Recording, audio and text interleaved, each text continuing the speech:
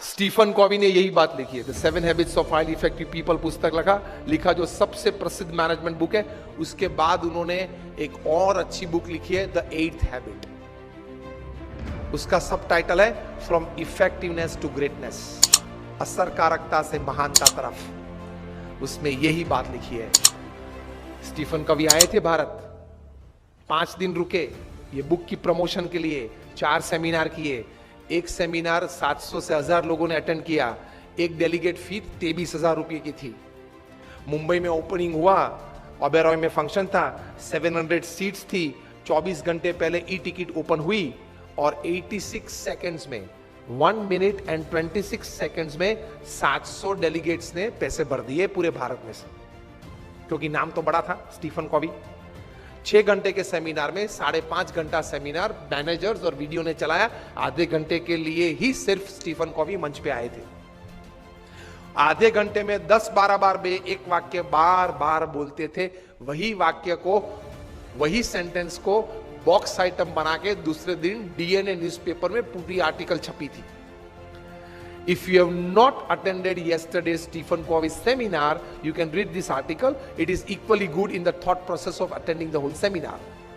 और अगर आपको पूरा आर्टिकल पढ़ने का समय ना हो तो ये बॉक्स आइटम आप पढ़ लेना। ये बॉक्स आइटम में जो बात लिखी है, that was the sentence that Stephen Covey talked again and again, perhaps more than 10 times in his half an hour of physical presence upon the stage.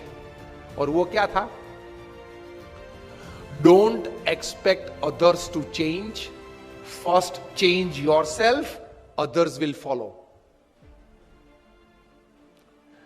वो व्यक्ति मुझे अनुकूल हो वो बाद में सोचना, पहले कौन सी जगह पे मैं उनको अनुकूल हो सकूं वे पहले आप सोचे। This is spirituality in management. Upanishad में ये बात है। All credits to Stephen Covey ये विचार के हिसाब से, लेकिन ये विचार हमारे उपनिषद में है। Don't expect others to change. I am quoting Stephen Covey not just word to word but letter to letter. Don't expect others to change, first change yourself to suit others and then others will follow. तो attitude ये रखना है काम करने की, मुझे सब कोई अनुकूल हो तो देखो मैं कैसा काम कर पाता हूं, वो एटीट्यूड नहीं है, गलत है। आप अपनी टीम को अनुकूल होके सबके पास अपनी एनर्जीज डेवलप करके टीम वर्क बढ़ा के कैसा काम कर सकते हैं, वही सफलता है। तो that comes in attitude. Don't expect others to change, otherwise everybody is expecting others to change.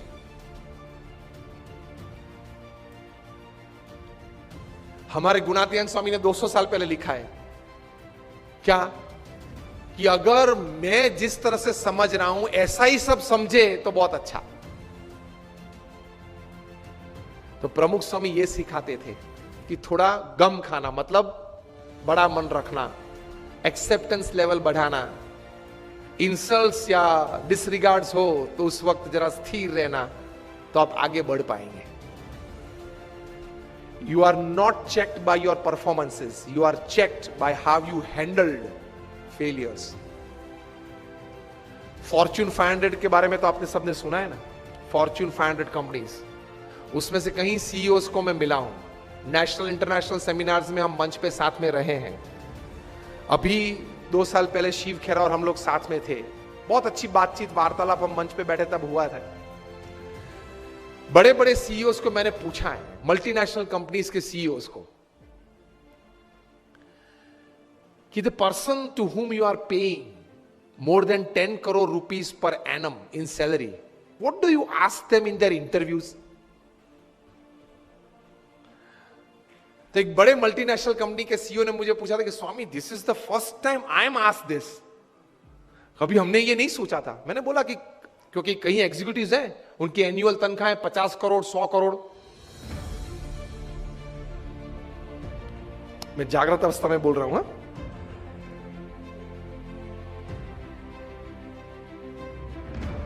ये बहुत बड़ी सॉफ्टवेयर बनाने वाली कंपनी है।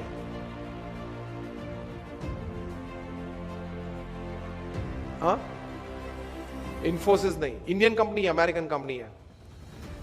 एलिसन उनका सीईओ है। एलिसन, ऑरेकल, ऑरेकल कंपनी है, आप नेट पे जाके ऑरेकल खोलना, एलिसन नाम डालना और उनकी तनख्वाह आप देखना। पिछले 5 साल की उनकी एवरेज तनख्वाह है $400 million per year. Silence.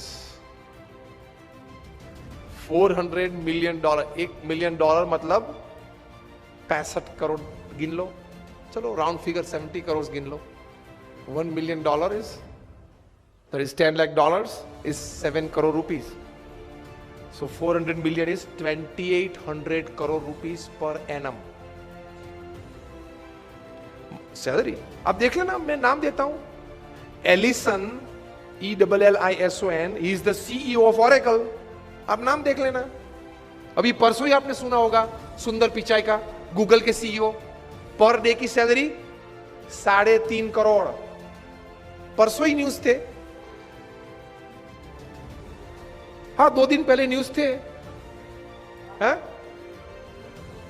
In the print media it is today, electronic media में 2 दिन पहले आ गए थे ब्रेकिंग न्यूज में। लास्ट ईयर फाइनेंशियल ईयर की पूरी सैलरी उनकी 1285 करोड़ थी,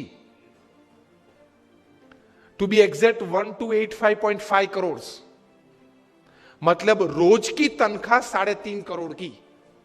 सुंदर पिचाई, गूगल के CEO, आप देख लेना। मैंने इनको पूछा, इनकी MNC की टर्नओवर थी 2.5 लाख करोड़ की। हम दिल्ली में एक फंक्शन में साथ में थे, मंच पे बैठे थे, मैंने उनको पूछा कि दोज एग्जीक्यूटिव्स हुम यू पे मोर देन 10 करोड़ और 25 करोड़, उनको इंटरव्यू में आप पूछते क्या हो? क्योंकि उनके पास डिग्रीज तो एक्स्ट्राऑर्डिनरी है, he is a double MBA from LSE और हार्वर्ड, एकेडमिक्स तो पूछना नहीं है। इतनी बड़ी तनख्वाह देते हो तो वो 10-15 साल का अनुभव तो है उसको। 10-15 साल में उसने 50,000 करोड़, 1 लाख करोड़ मैनेज किए हैं, हर साल टर्नओवर किया है, ऐसी कंपनीज में ही बड़ी बड़ी पोजीशंस में वे रहे हैं। तो उनको नेटवर्किंग में पूछना नहीं है, एडमिनिस्ट्रेशन में पूछना नहीं है, HR में पूछना नहीं है, मैनेजमेंट में पूछना नहीं है, ग्रोथ के बारे में आपकी क्या सोच है वो पूछना नहीं है। आप पूछते क्या हो उनको इंटरव्यू में? उन्होंने मुझे एक बहुत अच्छी बात बताई कि स्वामी जी, इन कक्षा के लोगों को जिनको हम ये प्रकार की तनख्वाह देते हैं, उनको इंटरव्यू में एक ही प्रश्न पूछते हैं। I was like very surprised. मैंने बोला एक ही प्रश्न पूछते हो? कहाँ? और उनका उत्तर वे 20-25 मिनट तक देते हैं, तभी उत्तर पूरा बनता है। That was more surprising. I said, what do you ask? He said, हम एक ही प्रश्न पूछते और ये पूछते हैं, describe a big failure in your life and how did you handle it? प्रश्न क्या पूछते हैं इन कक्षा के लोगों को? Describe a big failure in your life. आपके परफॉर्मेंस के बारे में हमें कुछ पूछना नहीं है कि मैं पहली कंपनी में था, वहां 200% सेल बढ़ा दिया, दूसरी कंपनी में था, वहां 500% ग्रोथ कर दिया, वो हमें नहीं सुनना है। वो था आप लोग सब जो यहां बैठे हो, जो इंटरव्यू वाले देने आए हो, जिनको हम ये तनख्वाह देने वाले, सबके पास ऐसी परफॉर्मेंस स्टोरीज है, ये कॉमन है, ये हमको नहीं पूछना है। पूछना क्या है? Describe a big failure of your life and how did you handle it.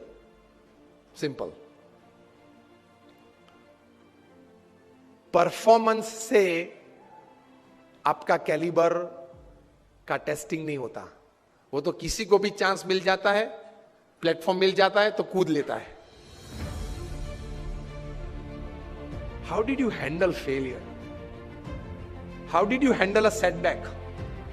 How did you handle a fall in your life? That is important. क्योंकि अब रूटीन में जब हमारी अगर हमने आपको हायर कर लिया, रूटीन में हमारी कंपनी चलती होगी, तो आप तो अच्छा परफॉर्मेंस दिखाए नहीं वाले हो। लेकिन कंपनी में अगर बड़ी आफत आ गई तो आप क्या करोगे वो बताओ। बाकी तो आपकी जगह और कोई भी ये कंपनी चला लेगा। Isn't it a very important question?